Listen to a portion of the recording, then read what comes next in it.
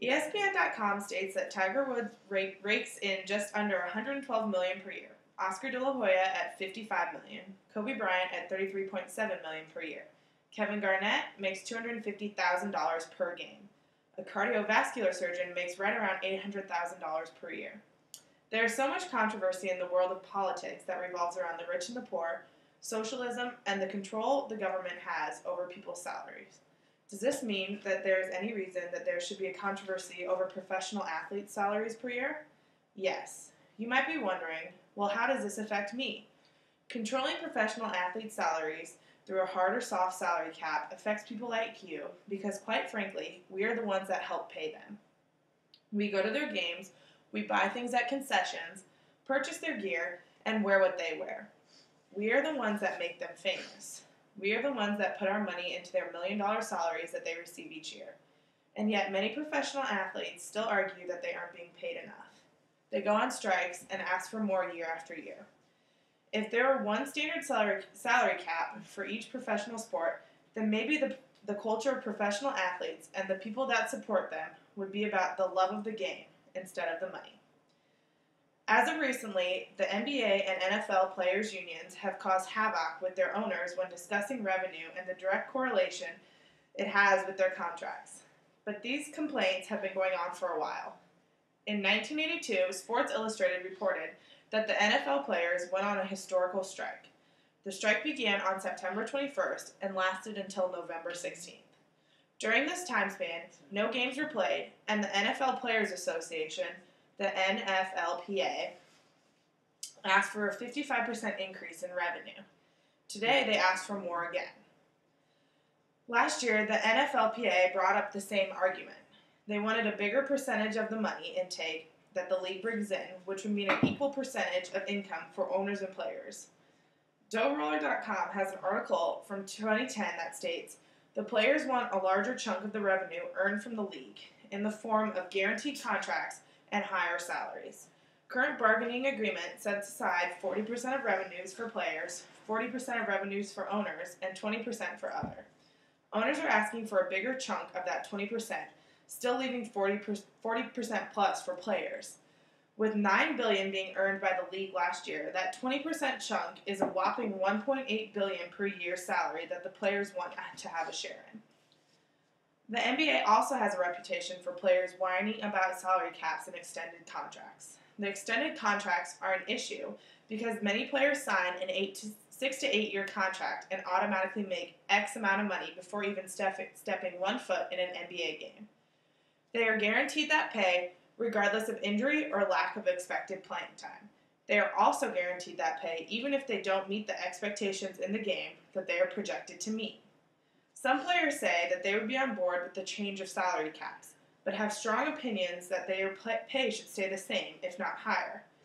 Knicks guard Roger Mason Jr. said in an interview in November 2010, "Any way that we can make the game better as players," he stated, "we're all for it.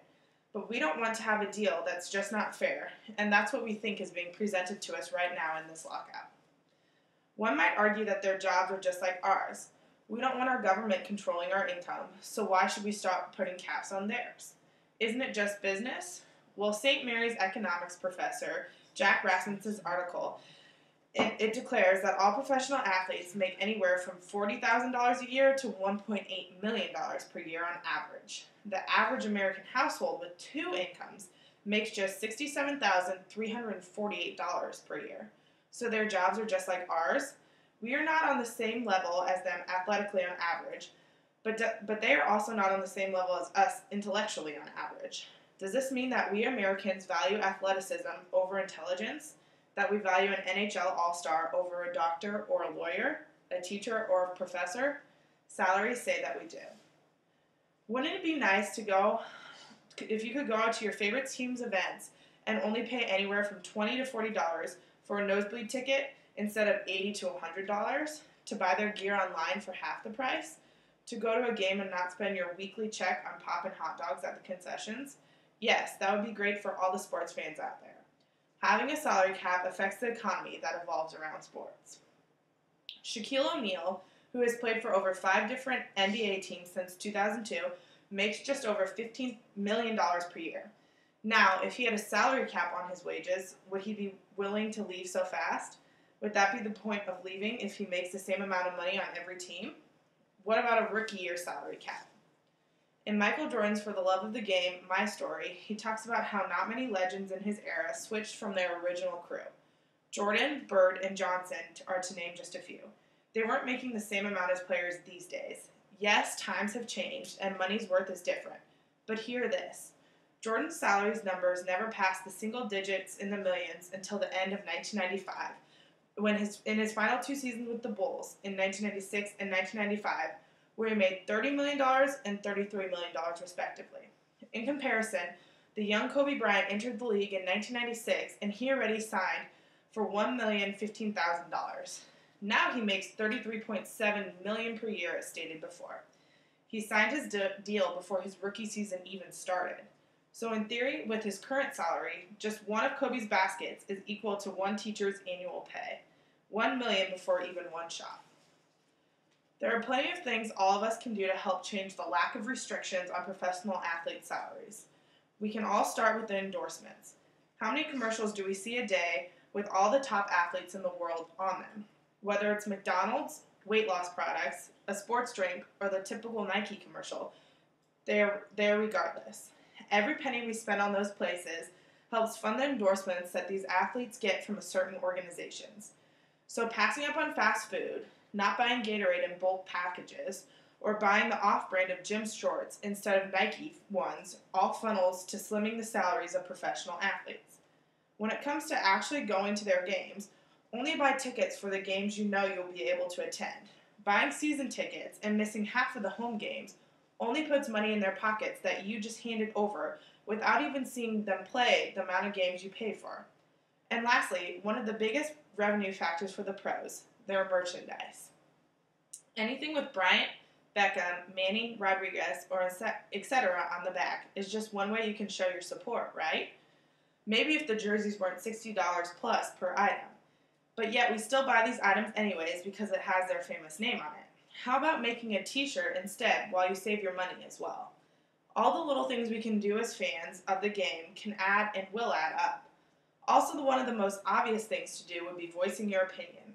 After a while, they have to listen to what the public wants, since we are the ones paying to watch the games anyways. Take part in online polls about the topic on ESPN.com or NFL.com or NBA.com. Write letters to the commissioners, or even just bringing up this topic with your friends to spread the word about why it should be addressed sooner rather than later. A change in professional athletes' annual salaries will affect the game and the fans by making the culture of sports about the actual sport again. Whatever happened to For the Love of the Game, like Michael Jordan stated. We would see a change in the way we show kids what it's really all about. Athletes could and will set a better example for not just those kids, but for our own children as well.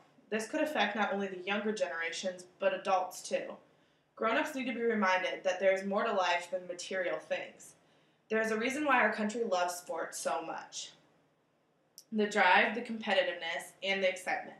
We don't love it because they are millionaires, and hopefully that's not why they love it either. Having a hard salary cap would change the way athletes play the game, or it could reveal what they are truly playing for. Do you believe that there should be a salary cap?